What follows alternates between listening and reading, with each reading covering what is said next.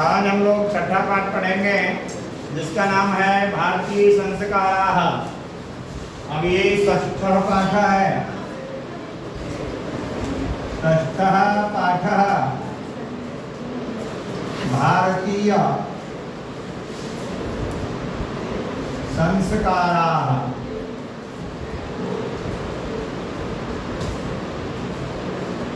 भारतीय संस्काराः पाठ का नाम है। अपना अपना बुक निकाल लीजिए, पुस्तक उसके आगे अपने आगे रख कर देखिए। इसमें दिया है भारतीय संस्कृतेः अन्यतमं वैशिष्ट्यं विद्यते। भारतीय संस्कृति अर्थात भारतीय संस्कृति में एक अलग ही विशिष्टता है। यत् कि जीवने यह समये समये संस्कारा अनुष्ठिता भवन्ति।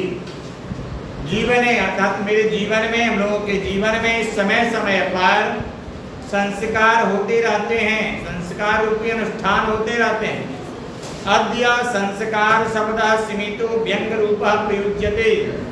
और आज संस्कार शब्द जो है वह सीमित हो चुका है, उसका जो है सीमा बन गया, लिमिट हो गया है। और व्यंग के रूप में, व्यंग मतलब होता है हंसी के रूप में इसका प्रयोग किया जाता है। जैसे पुंसवन संस्कार है, अन्नप्राशन है इत्यादि है। तो आज हमारे समाज में जो है वो प्रचलित नहीं है, जिसके कारण कोई पुंसवन संस्कार या अन्नप्राशन संस्कार करता है तो लोग उसको क्या करते हैं, हंसी के रूप में, हंसी का हास्य पात्र करते हैं, हास्य का पात्र बनाते हैं। तो वही कारण व्यंग रूपा प्रयुज्य से व्यंग के रूप में प्रयोग किया जाता है। किंतु कहते हैं लेकिन संस्कृते उपकरणम, संस्कृतेः उपकरणम इदं भारतस्य व्यक्तित्वं रचयति। संस्कृते अर्थात संस्कृति का ये जो उपकरण है, संस्कार है, यह भारत के व्यक्तित्व रचयति, लोगों के व्यक्तित्व की रचना करता है। विदेशे निवसन्तु भारतीयाः संस्कारान् प्रति उन्मुखा जिज्ञासवश्च।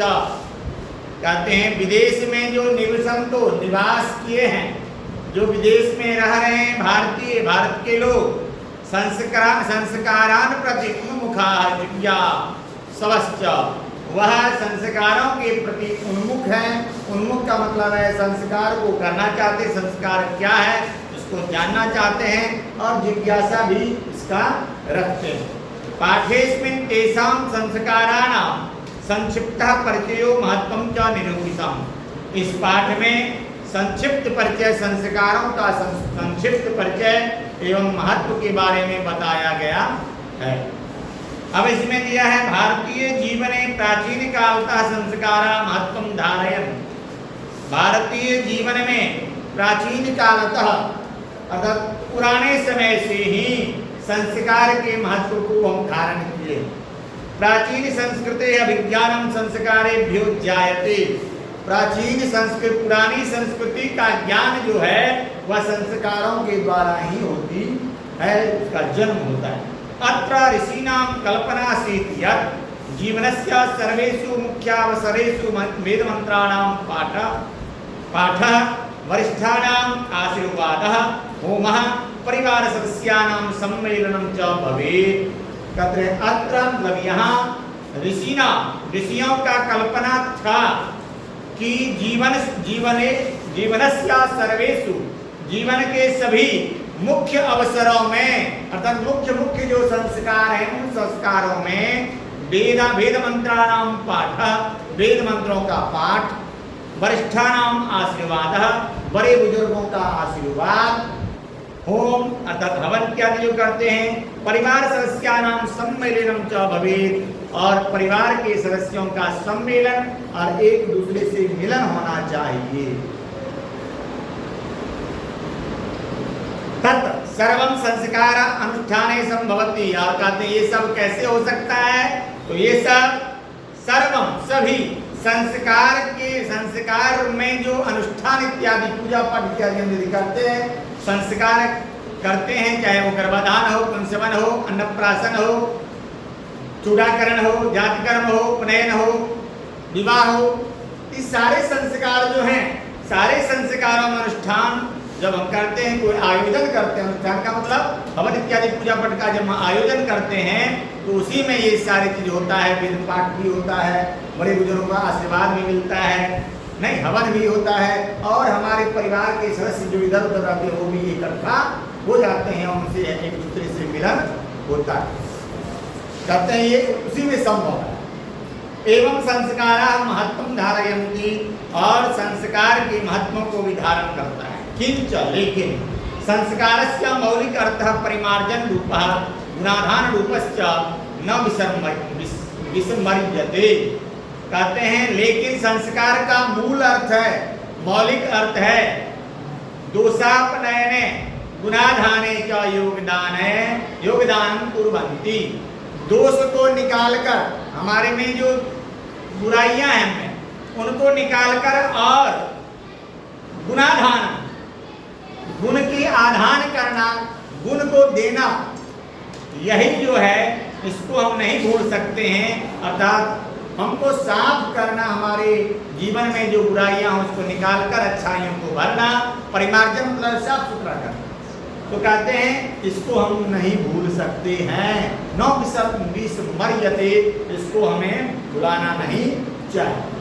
अतः संस्काराः मानवस्य क्रमशः परिमार्जने दोषापनयने ज्ञाने गुणाधाने च योगदानं कुर्वन्ति। इसलिए मानव को क्रमशः परिमार्जने दोषापनयने, वही दोषापनयने गुणाधाने च योगदानं कुर्वन्ति, दोष को निकालकर और गुण का आधान करता है, गुण को प्रवेश कराता है, गुण को देता है, यही योगदान करता है। संस्काराः प्रायेण पंचविधा सन्ति, संस्कार जो होते हैं प्रायशः 5 इनके प्रकार हैं। संस्कार के कितने प्रकार हैं? 5। उन प्रकारों में जन्म पूर्वाश्रयः, जन्म से पहले 3 संस्कार किया जाता है। जन्म से पहले 3, शैशवाः 6 मतलब 6, 3 9 होता क्यों? शैक्षणिकाः 5, और शिक्षा का संस्कार जो है 5, 9 5 14। गृहस्थ संस्कार विवाह रूपा 1, विवाह के रूप में जो संस्कार होता है, जिसमें हम गृहस्थ आश्रम में प्रवेश करते हैं, वह 1 है, तो 14 1 15। मरणोत्तर संस्कार 1, और मरने के बाद जो एक संस्कार होता है वह 1 है, जिसको हम अंत्येष्टि बोलते हैं। कितना हो गया? 16। कहते हैं एवं 16 संस्कार भवन्ति, ऐसे इस प्रकार से 16 संस्कार होते हैं। जन्मपूर्व संस्कारेषु गर्भाधानम, पुंसवनम, सीमंतोन्नयनम चेति त्रयो भवन्ति। जन्म से पहले कहते 3 संस्कार होते हैं। वो कौन कौन है? तो गर्भाधान, पुंसवन और सीमंतोन्नयन, ये 3 संस्कार जो है ये जन्म से पहले होता है। अत्र कहते हैं, अब अत्र गर्भरक्षा गर्भस्थ संस्कारारोपणम गर्भत्याश्च प्रसन्नता चेत प्रयोजनम कल्पितम अस्ति। कहते हैं यहाँ पर गर्भरक्षा, गर्भाधान का क्या अर्थ है, उससे क्या तात्पर्य है? तो गर्भस्थ संस्कारारोपणम, कहते हैं गर्भस्थ में जो संस्कार का आरोपण करना, और गर्भ में बच्चे जब पलते हैं माता के गर्भ में, तो कहते हैं उनकी प्रसन्नता होनी चाहिए, उस समय माताओं को प्रसन्नचित्त रहना चाहिए, यही कल्पना की गई है। शैशवा संस्कारेषु जातकर्म नामकरणम निष्क्रमणम अन्नप्राशनम चूडाकर्म कर्ण वेदश्चेति क्रमशो भवन्ति। कहते हैं शैशव संस्कारों में जातकर्म, नामकरणम, निष्क्रमण, अन्नप्राशन, चूडाकर्म और कर्णवेद, ये क्रमशः ये संस्कार शैशवावस्था में किया जाता है। तो शैशवावस्था के कितने संस्कार हैं? 6। और गर्भाधान ये जन्म से पूर्व कितने हैं? 3। तो ये 3 और 3 में एक गर्भाधान, पुंसवन और सीमंतोन्नयन, ये सब याद रखना है, क्योंकि आपकी परीक्षा में ये पूछा जाता है। शैशवावस्था में कितने संस्कार, शिक्षा के टाइम में शिक्षा के संस्कारों में कौन कौन से कितने संस्कार, पूर्वागम जन्म से पूर्व कितने संस्कार, ये सारे संस्कार को पूछा जाता है। फिर है शिक्षा संस्कारेषु अक्षरारंभ उपनयनम वेदारंभ केशांत समावर्तनम चेत संस्कारा प्रकल्पिताः। शिक्षा संस्कारों में अक्षरारंभ, उपनयन, वेदारंभ, केशांत, समावर्तन ये संस्कार किए जाते हैं, प्रकल्पित हैं, कल्पना की गई है, किए जाते हैं। अक्षरारंभ अक्षर लेखनम अंक लेखनम च शिशु प्रारभते, और अक्षरारंभ संस्कार किया जाता है। अक्षरारंभ में अक्षर लेखनम अंक लेखनम च शिशु प्रारभते। पहले क्या किया जाता था, आज भी होता है, हमारे हम लोगों के गांव में आज भी होती है, जो जब आप बच्चे छोटा होता है, जब उसको शुरू आरंभ अक्षर जब हम लिखवाते हैं सबसे पहले, तो सरस्वती पूजन के दिन, जिस दिन सरस्वती जी की पूजा होती है, वहाँ छोटे बच्चों को ले जाते हैं, सरस्वती जी का फूल अर्पण इत्यादि पूजन करवाते हैं उनसे, उनके द्वारा बच्चों के हाथ में देकर, और वहीं पर जो पंडित रहते हैं उन्हीं के द्वारा उनको एक पेंसिल स्लेट इत्यादि ले जाते हैं, उससे उस हाथ पकड़कर बच्चा से लिखवाया जाता है, कोई एक दो अक्षर ओ या कुछ और लिखवाया जाता है। अगर उसी दिन से उसका अक्षरारंभ संस्कार शुरू हो गया, उस दिन से वो बच्चा लिखना शुरू करेगा। तो कहते हैं अक्षरारंभ ये अक्षर का आरंभ।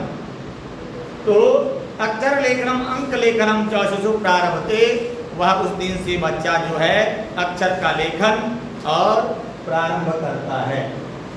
उपनयन संस्कारस्य अर्थः गुरुणा शिष्यस्य स्वगृहे नयनम भवति। उपनयन संस्कार का अर्थ है गुरुणा, गुरु के पास, गुरु के समीप, शिष्यस्य शिष्य का, स्वगृहे अपने घर में नयनम भवति, नयन दिया जाता है, आंख दिया जाता है, आंख नहीं रहता है, शिक्षा रूपी आंख दी जाती है, ज्ञान रूपी आंख उसको दिया जाता है। तत्र शिष्य शिक्षा नियमान पालन अध्ययनम करोति, वहाँ पर शिष्य शिक्षा के नियमों का पालन करता है और अध्ययन करता है। ते नियमा ब्रह्मचर्य व्रते समाविष्टाः, और वह नियम क्या होता है, तो ब्रह्मचर्य रह के, ब्रह्मचर्य को, व्रत को धारण करके वो शिष्य जो है वहाँ रहता है और अध्ययन करता है। प्राचीन काले शिष्य ब्रह्मचारी इति कथ्यते स्म, कहते हैं प्राचीन काल में, पुराने समय में वह शिष्य जो, छात्र जो होता था वह ब्रह्मचारी कहलाता था। गृहे एव शिष्य वेदारंभम करोति स्म, और गुरु के घर में ही शिष्य अर्थात छात्र वेद का आरंभ करता था, वेद पढ़ना शुरू करता था। वेदानां महत्वं प्राचीन शिक्षायां उत्कृष्टम मन्यते स्म, और वेदों के महत्व को प्राचीन शिक्षा में, पहले की शिक्षा में उत्कृष्ट माना जाता था, बहुत ही अच्छा माना जाता था। केशांत संस्कार गुरु गृहे एव शिष्यस्य प्रथमं छोर कर्मं भवति स्म, कहते केशांत संस्कार का क्या मतलब है, तो केशांत का मतलब है केश को, छौर कर्म जिसको बोलते हैं, छौर कर्म मतलब होता है केश को काटना, बाल कटिंग, मतलब कटिंग मतलब ये वाला नहीं, पूरा छिलना। तो कहते हैं केशांत संस्कार में गुरु के घर में ही शिष्य का प्रथम छौर कर्म होता था, मुंडन इत्यादि करवाया जाता। अत्र गोदाना मुख्यम कर्म, और वहाँ गोदान अर्थात गाय का दान जो है मुख्य कर्म होता था। अतः साहित्य ग्रंथेषु अस्य नामांतरम गोदान संस्कारोपि लभ्यते, इसीलिए साहित्य ग्रंथों में इसका दूसरा नाम गोदान संस्कार भी कहा गया है, मिलता है कहीं। समावर्तन संस्कार से उद्देश्यम शिष्यस्य गुरुगृहात् गृहस्थ जीवने प्रवेशः, और समावर्तन संस्कार क्या होता है, तो शिष्य को गुरु के घर से अर्थात गुरुकुल से निकलकर गृहस्थ जीवन में प्रवेश करना ही समावर्तन कहलाता था। शिक्षावसाने गुरु शिष्यान उपदेश्य गृहं प्रेषयति, शिक्षा अवसाने, शिक्षा खत्म होने, अवसान मतलब खत्म होने के बाद गुरु शिष्यों को उपदेश देकर घरम गृहं प्रेषयति, घर को भेज देते थे, घर भेज देते। उपदेशेषु प्रायेण जीवनस्य धर्माः प्रतिपाद्यन्ते, और उपदेशों से ही प्रायः वह जीवन के धर्मों का प्रतिपादन करता था, और तो वैसा ही वो करता था। यथा कहते हैं क्या करता था, जैसे सत्यम वद, सत्य बोलो, धर्मम चर, धर्म का पालन करो, स्वाध्यायान न प्रमदः, स्वाध्याय करने में अर्थात पढ़ने में प्रमाद नहीं करो। प्रमाद का मतलब होता है आलस्य नहीं करो, पढ़ने में आलस्य नहीं करना चाहिए, नहीं करो। तो आजकल क्या है, आजकल सब बदल गया। आजकल आलस्य करो, हो अपना, कोई सो रहे हैं, कोई कुछ कर रहे हैं। तो गुरु के घर में ही ये चीज, जब गुरु घर से छात्र निकलता था उनको ये उपदेश दे करके गुरु भेजता था, सत्यम वद, सत्य बोलो, धर्मम चरो, धर्म का आचरण करो, और स्वाध्यायान न प्रमद, न मतलब नहीं, प्रमद मतलब आलस्य, स्वाध्याय में अर्थात अध्ययन करने में, पढ़ने में आलस्य नहीं करो। अब विवाह संस्कार पूर्व में मनुष्य वस्तुतो गृहस्थ जीवन प्रविशति, विवाह संस्कार के में ही मनुष्य वास्तविक में गृहस्थ जीवन में प्रवेश करता है। विवाह विवाह पवित्र संस्कार मतः यत्र नाना विधानि कर्म कांडानि भवन्ति, कहते हैं विवाह जो है पवित्र एक संस्कार है जहाँ पर नाना प्रकार के, अनेक विभिन्न प्रकार के विधि करके कर्मकांड करवाया जाता है, होता है। तेसु कहते हैं उसमें वाक्दानम, आप देखे होंगे जो लड़की लड़का और जो कन्यादान करता है, तीनों का हाथ एक में दिलवाकर पंडित जी कुछ बोलवाते हैं, उनका नाम, पिता का नाम, दादा का नाम जोड़ करके बोलते हैं, वही है वाक्दान, उसको हम बोलते हैं, उसका नाम है वाक्दान। फिर है मंडप निर्माणम, मंडप निर्माण होता है, मंडप बनता है विवाह में, तो कहते हैं मंडप निर्माणम वधुगृहे वरपक्षस्य स्वागतम, वधु अर्थात कन्या लड़की के घर में वरपक्ष का स्वागत, ये सब होता है। वर वधु परस्पर निरीक्षणम, वर और वधु को एक दूसरे को निरीक्षण करना मतलब देखना। फिर है कन्यादानम, कन्यादान होता है। अग्नि स्थापनम, अग्नि का स्थापन किया जाता है। पाणी ग्रहणम, वही हाथ का ग्रहण करवाया जाता है। लाजा होम, जिसको हम लावा जो चारों तरफ छिड़वाते हैं, ठीक है ना, तो लाजा होम है, वो लाजा होम उसको कहा गया है, उससे हवन इत्यादि किया जाता है। सप्तपदी, 7 पदी होता है, 7 घर बना करके पंडित जी उसमें करवाते हैं, पाँव को उठा करके लड़की का पाँव छुपाते हैं लड़का से, सप्तपदी उसको बोला गया है। सप्तपदी, सिंदूरदानम, सिंदूरदान इत्यादि ये संस्कार विवाह में करवाया जाता है। ये विधि है अलग अलग। सर्वत्र समान रूपेण विवाह संस्कारस्य प्रायेण आयोजनम भवति, और कहते हैं सभी जगह लगभग एक समान ही विवाह के संस्कार का आयोजन होता है। तदनंतरम, उसके बाद गर्भाधानादयः संस्काराः पुनरावर्तन्ते जीवनम चक्रम च भ्रमति, और उसके बाद गर्भाधान आदि संस्कार पुनः जीवन चक्र में यह घूमता है, और पुनः गर्भाधान से शुरू होता है और अंत्येष्टि संस्कार तक वो मनुष्यों का संस्कार होता है। मरणात् अनंतरम अंत्येष्टि संस्कार अनुष्ठीयते, वही कह रहा है मरण के, मृत्यु के बाद अंत्येष्टि संस्कार होता है, उसका कराया जाता है, अनुष्ठीयते। एवं भारतीय जीवन दर्शनस्य महत्वपूर्ण उपादान संस्कार इति, कहते हैं यह भारतीय जीवन के, भारत में जो रह रहे लोग उनके जीवन दर्शन के सबसे महत्वपूर्ण संस्कार यह है। कौन कौन? 16 संस्कार। तो आज की यही कक्षा समाप्त होती है। पुनः अगली कक्षा में कल आपको मैं